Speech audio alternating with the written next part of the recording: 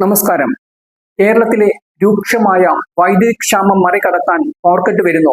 15 മുതൽ 30 വരെ മിനിറ്റ് വൈദ്യുതി നിയന്ത്രണം ഏർപ്പെടുത്താനാണ് KECBയുടെ തീരുമാനം. ഇന്ന് ചേരുന്ന ബോർഡ് യോഗത്തിൽ ഈ തീരുമാനം നിലവിൽ വരും. നിലവിൽ സംസ്ഥാനം അപ്രഖ്യാപിത പവർക്കട്ടിന്റെ പിടിയിലാണ്. പലയിടത്തും വൈദ്യുതി മുടക്കം പതിവാണ്. എന്നാൽ വൈദ്യുതി നിയന്ത്രണം ഏർപ്പെടുത്തിയത് സമ്മതിക്കാൻ സർക്കാർ ഇതേവരെ തയ്യാറായിരുന്നില്ല. ഇത് സംബന്ധിച്ച് രാഷ്ട്രീയ വിവാദമുയർന്നപ്പോൾ ഉപഭോഗം വർദ്ധിക്കുന്നതിനാൽ വൈദ്യുതി വിച്ഛേദിക്കപ്പെടുന്നതാണെന്നാണ് മന്ത്രി കെ കൃഷ്ണൻകുട്ടി പറഞ്ഞത്. രാത്രി 9 മുതൽ രാവിലെ 11 വരെ വൈദ്യുതി ഉപയോഗം നിയന്ത്രിച്ചാൽ ലോഡ് ഷെഡിംഗ് ഒഴിവാക്കാമെന്നും മന്ത്രി പറഞ്ഞിരുന്നു. എന്നാൽ ഇതെല്ലാം തള്ളി കടുത്ത തീരുമാനമാണ് ബോർഡ് കൈക്കൊള്ളുന്നത്. പ്രതിസന്ധി നേരിടുന്നതിൽ KECBക്ക് വീഴ്ച സംഭവിച്ചെന്നും മുന്നൊരുക്കങ്ങൾ ഉണ്ടായില്ലെന്നുമാണ് വൈദ്യുതി റെഗുലേറ്ററി കമ്മീഷൻ വിമർശിച്ചത്.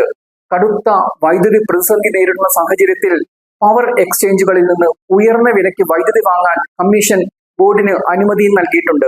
വൈകിട്ട് 6 മുതൽ പുലർച്ചെ 2 വരെ ഒരുപോലെ വൈദ്യുതി ഉപയോഗിക്കുന്നതായാണ് ബോർഡ് ഇപ്പോൾ ചൂണ്ടിക്കാട്ടുന്നത്. അതേസമയം പവർക്കട്ട് രാഷ്ട്രീയ വിവാദവുമായി മാറിയിട്ടുമുണ്ട്. പവർക്കട്ട് ഉണ്ടെന്ന കാര്യം വൈദ്യുത മന്ത്രിയോ ബോർഡോ സമ്മതിക്കാത്ത സാഹചര്യത്തിൽ കോൺഗ്രസ് നേതാവ് VT ബാലറാമാണ് രംഗത്ത് വന്നത്.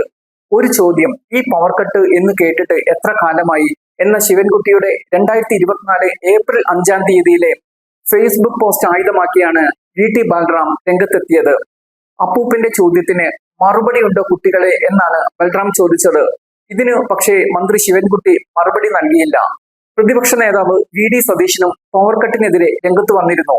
ഇതാണോ പവർക്കട്ട് ഇല്ലാത്ത കേരളം? കൊടും ചൂടിനിടെ രാത്രികാലങ്ങളിൽ ഉൾപ്പെടെ സംസ്ഥാനത്ത് ഏർപ്പെടുത്തിയ അപ്രഖ്യാപിത ലോഡ് ഷെഡിംഗ് ജനങ്ങളോടുള്ള വെല്ലുവിളിയാണെന്നാണ് സതീശൻ പറഞ്ഞത്. തെരഞ്ഞെടുപ്പ് കാലത്ത് LDF പ്രചാരണായുധമാക്കിയ പവർക്കട്ടില്ലാത്ത 10 വർഷം വന്നത് പെരും നുണയാണ്. വൻ തുക നൽകി വൈദ്യുതി വാങ്ങുമ്പോൾ കമ്പനിക്ക് വലിയ ലാഭവും ബോർഡിന് വലിയ നഷ്ടവും സംഭവിക്കുന്നു.